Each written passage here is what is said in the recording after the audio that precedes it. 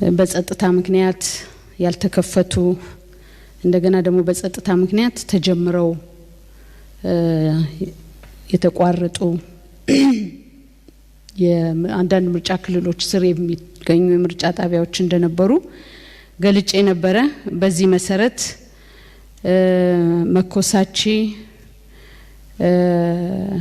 እና መኮሳችን በተመለከተ አሁንም ያው ችግሩ ስላለ የተደረገ የቀጠለ ነገር የለም። ቢሎኖፓም እንደዚሁ በተመሳሳይ ስለዚህ ቦርዱ በቀጣይ ሁኔታዎች ተመቻችተው ድምጽ የሚሰጥበትን ሁኔታ በነገው ዕለት ለማድረግ ወስኗል። በቀርሳ የተለየ የሴኩሪቲ ለውጥ ስለሌለ በዛው ባለበት ይቆያል። ኩታበርን በተመለከተ ከነበሩት 19 በኩታበር ምርጫ ክልል ከነበሩት 19 ምርጫ ጣቢያዎች ውስጥ 4ቱ ብቻ እንዲሁ ሲቀሩ 15ቱ ላይ ድምጽ መስጠት ተችሏል። ድምጽ መስጠት የሚያስችል ሁኔታ ስለተፈጠረ ሂደቱ ቀጥሎ 4ቱ ምርጫ ጣቢያዎች ብቻ ሲቀሩ በ15ቱ ምርጫ ጣቢያዎች ቀጥሏል ማለት ነው። እንግዲህ ከዚህ ሌላ በቡርጂ ምርጫ ጣቢያ አስፈጻሚዎች ራሳቸው በምርጫ ጣቢያ ምልክት እያደረጉ ድምጽ መስጫም ወረቀት ላይ ምልክት እያደረጉ ድምጽ ሲሰጡ ስለተገኙ የምርጫ ጣቢያ ሙሉ በሙሉ እንዲዘጋ ቦርዱ ወስኖ ዘግቷል።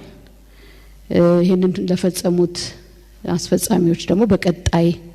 የሚወስደውን እርምጃ የሚያሳውቅ ይሆናል። ቀደም በተነሱት በተለይም በአዲስ አበባ አካባቢ የነበሩ የሲቪል ልብስ የለበሱ የታዩ ሰዎች አሉ የሚለውንም ተከትሎ ቦርዱ የላከው ሞኒተሪንግ ቲም ያገኛቸው አሰራሮች አሉ፣ የተመለከታቸው ኢሬጉላሪቲስ አሉ። እነዚህን ኢሬጉላሪቲስ በሙሉ በተመለከተ በየሄደበት ምርጫ ጣቢያ ይሄ ሞኒተሪንግ ቲም ሪፖርቱን ኮምፓይል አድርጎ ለቦርድ ሲያቀርብ ቦርዱ ውሳኔ የሚሰጥባቸው የታዩባቸው ምርጫ ጣቢያዎች አሉ። ያው እንግዲህ ያንን በዝርዝር ጊዜው ሲደርስ ካሉት ማስረጃዎች ጋር ተመልክተን ቦርዱ ውሳኔ የሚሰጥበት ይሆናል ማለት ነው። እንግዲህ በዚህ የድምጽ መስጫ ቀን ከተለያዩ ቦታዎች የተለያዩ አይነት ቅሬታዎች ሲቀርቡ ቆይተዋል። የነበሩት ቅሬታዎች የፖለቲካ ፓርቲ የእጩዎች ወኪሎች እንዳይገቡ ተደረጉ ወይም የያዙት ባጅ በተጨማሪ ሌላ ማስረጃ ተጠየቁ የሚሉ አይነት ቅሬታዎች በተደጋጋሚ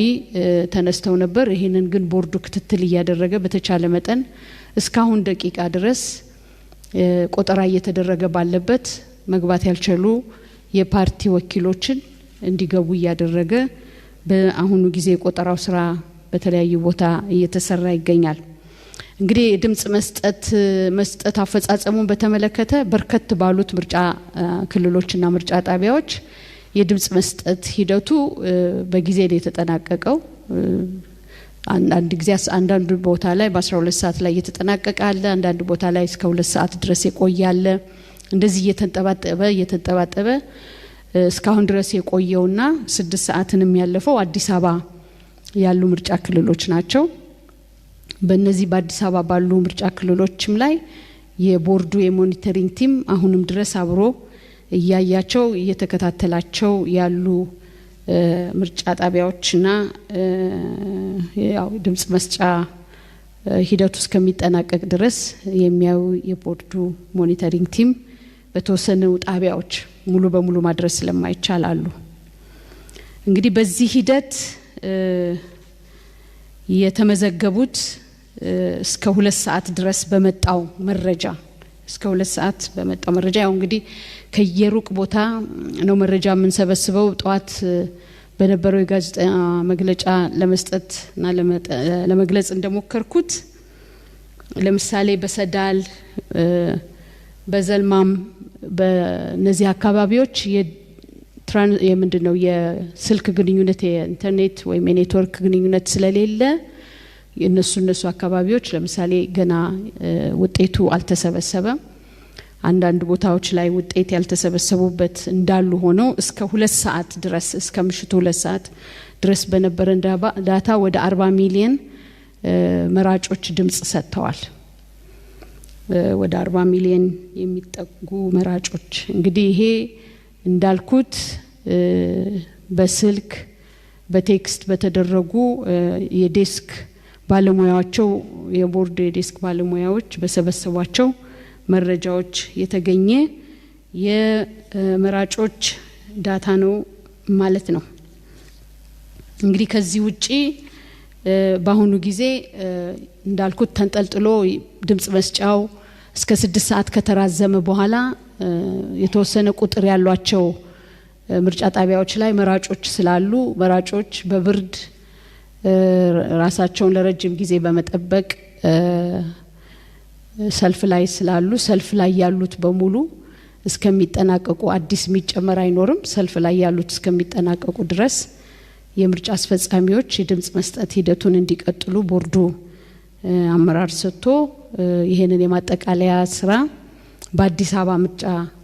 ጣቢያዎች ላይ እየተከናወነ ይገኛል ማለት ነው እንግዲህ ይሄንን በሙሉ አጠቃለን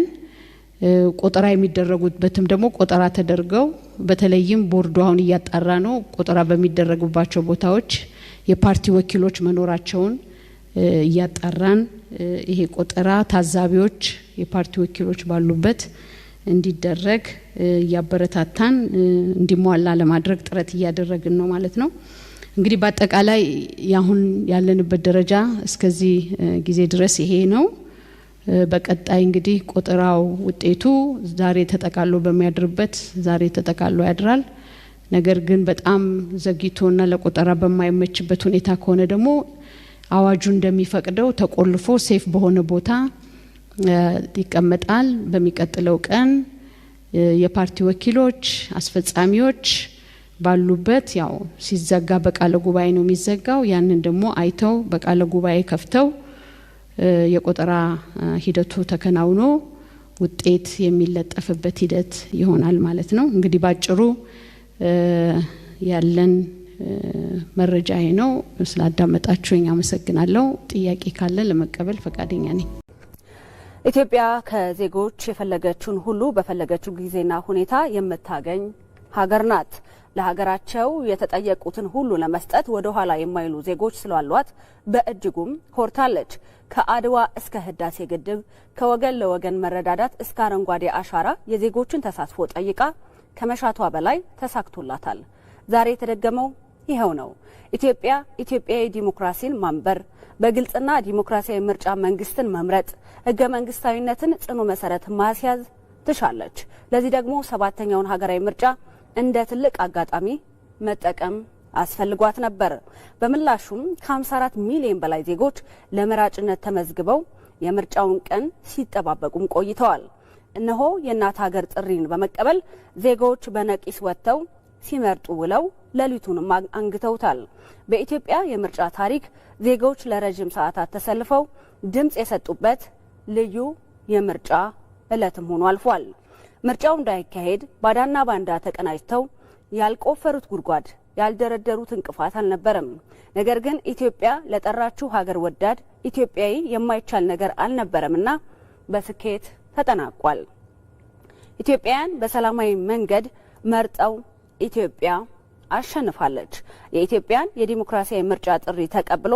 ከንጋት እስከ ምሽት በመምረጥ ምላሽ ለሰጠው ህዝብ ህገ መንግስታዊ ስርዓቱ እንዲጸናና ዜጎች በሰላም እንዲመርጡ ምቹ አውድ ለፈጠሩ የጸጥታ አካላት ወቅታዊና ትክክለኛ መረጃ በየደቂቃው ሲያደርሱ ለነበሩ የመገናኛ ብዙሃን ተቋማት እንዲሁም የምርጫውን ሂደት ለመሩ ላስተባበሩና ለታዘቡ ሁሉ ኢትዮጵያ ታመሰግናለች የኢፌድሪ መንግስት ኮሙኒኬሽን አገልግሎት ግንቦት 25 2018 ዓ.ም አዲስ አበባ ኢትዮጵያ የዛሬውን ሁነት አስመልክተው ጠቅላይ ሚኒስትር አብይ አህመድ አንድ ያሰፈሩት መልእክት አለ እሱን መልእክት እናድርሳችሁ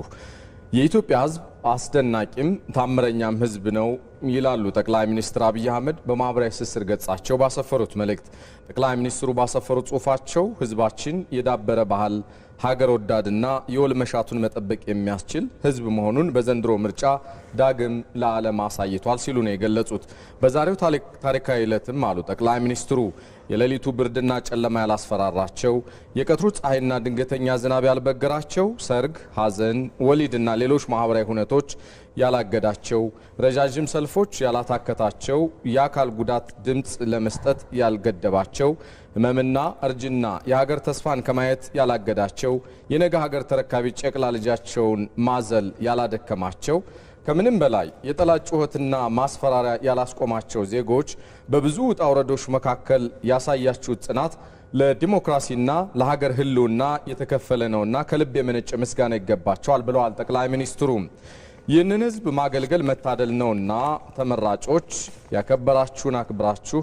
ለዲሞክራሲ ስርዓት ዋጋ የተከፈለውን ይህንን ህዝብ በንጽህና ለማገልገል ያብቃችሁ ሲሉ የኢፌዴሪ ጠቅላይ ሚኒስትር አብይ አህመድ መልእክታቸውን አስተላልፈዋል።